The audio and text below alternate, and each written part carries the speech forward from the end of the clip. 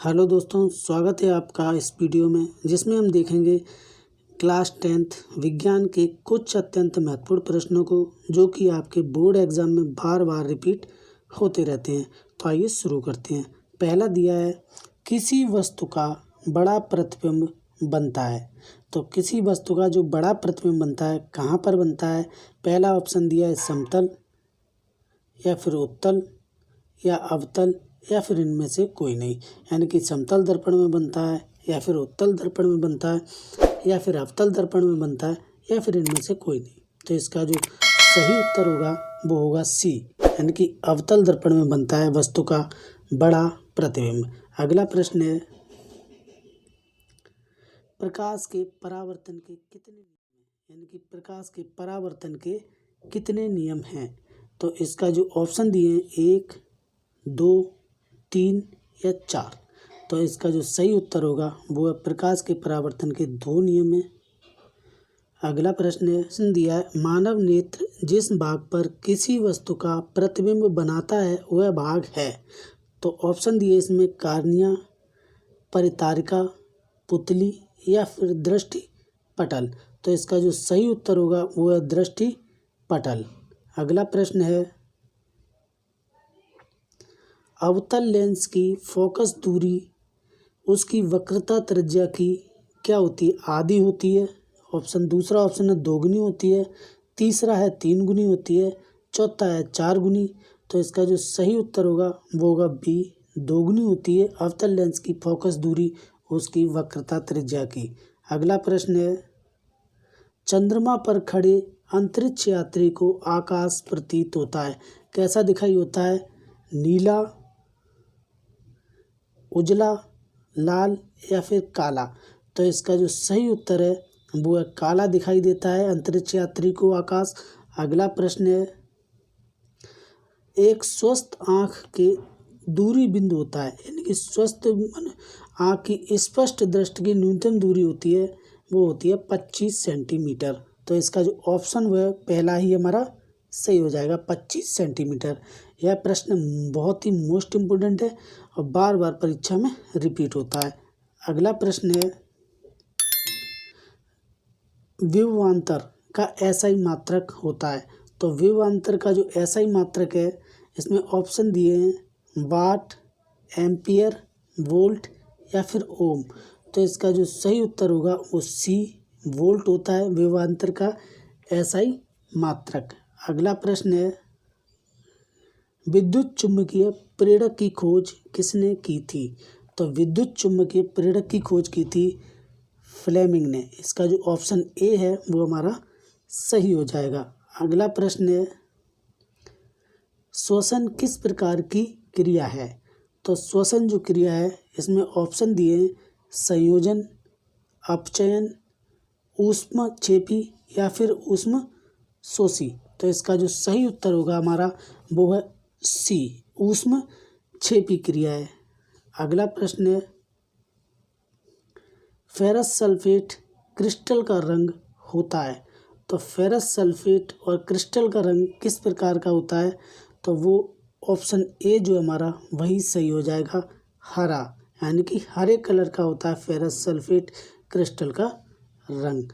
अगला प्रश्न है, दूध से दही बनना किस प्रकार की क्रिया है?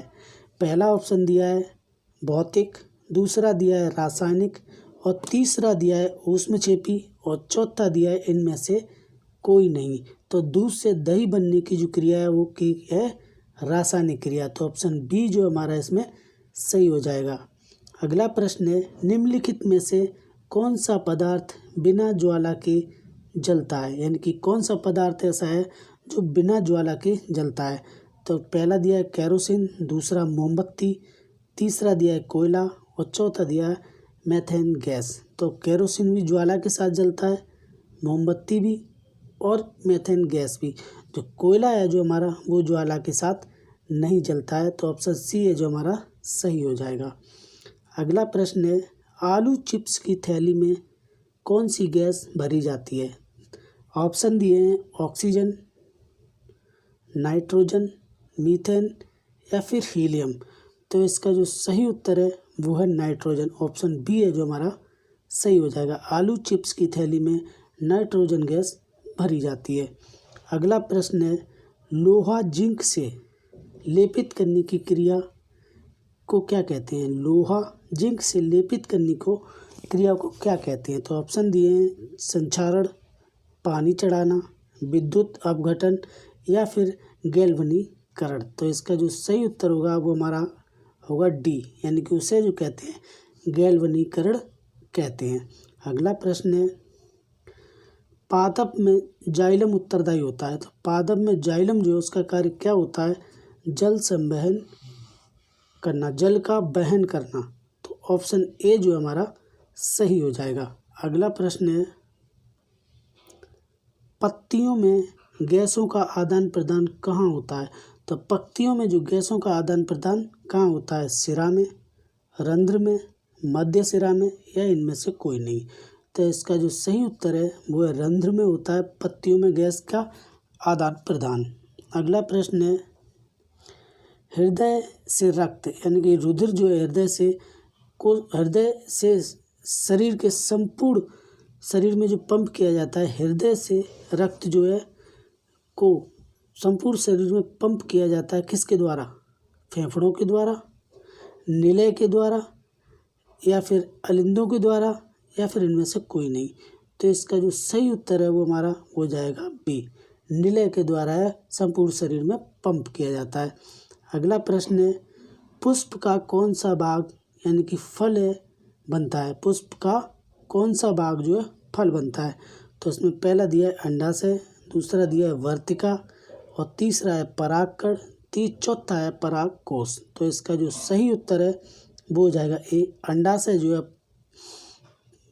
जो है पुष्प का जो भाग है वो फल बनता है। अगला प्रश्न है, नीला तोता यानी कि तूतिया का रासायनिक सूत्र क्या है? तो इसमें ऑप्शन दिए ए, बी, सी और डी में दिया है इनमें से कोई नहीं। तो इसका जो सही ऑप्शन है वो है CuSO4 5H2O, CuSO4 5H2O option जो है बी हमारा इसमें सही हो जाएगा। अगला प्रश्न है, सरल सूक्ष्मदर्शी में किसका उपयोग होता है? यानी कि सरल सूक्ष्मदर्शी है उसमें किस लेंस का उपयोग होता है? उसमें ऑप्शन दिए हैं, उत्तल दर्पण, अवतल दर्पण, अवतल डबल लिख गया है और अवतल दर्पण है यहाँ पर, अवतल लेंस और उत्तल लेंस। तो किसका उपयोग किया जाता है? तो ऑप्शन जो है इसमें हमारा डी जो है वो सही हो जाएगा, उत्तल लेंस का उपयोग किया जाता है सरल सूक्ष्मदर्शी में। अगला प्रश्न है, उदासीन विलयन का pH मान होता है। तो उदासीन विलयन का pH मान जो होता है वो कितना है? तो इसमें ऑप्शन दिए 6, 8, 7 या फिर 9। तो इसका जो सही उत्तर होगा वो होगा सी, यानी कि 7 उदासीन विलयन का pH मान। अगला प्रश्न है, बेकिंग सोडा का रासायनिक सूत्र है। तो बेकिंग सोडा का जो रासायनिक सूत्र है वो है NaHCO3। तो ऑप्शन ए जो है हमारा वो सही हो जाएगा। तो इस तरह से हमने विज्ञान के यानी कि क्लास 10 साइंस के कुछ महत्वपूर्ण प्रश्नों को देखा जो कि आपके एग्ज़ाम में बार बार रिपीट होते रहते हैं। तो उम्मीद करता हूँ आपको यह वीडियो पसंद आया होगा। अगर पसंद आया तो प्लीज़ इसे लाइक करें और अपने दोस्तों को भी शेयर करें। धन्यवाद दोस्तों, मिलते हैं अगली वीडियो में।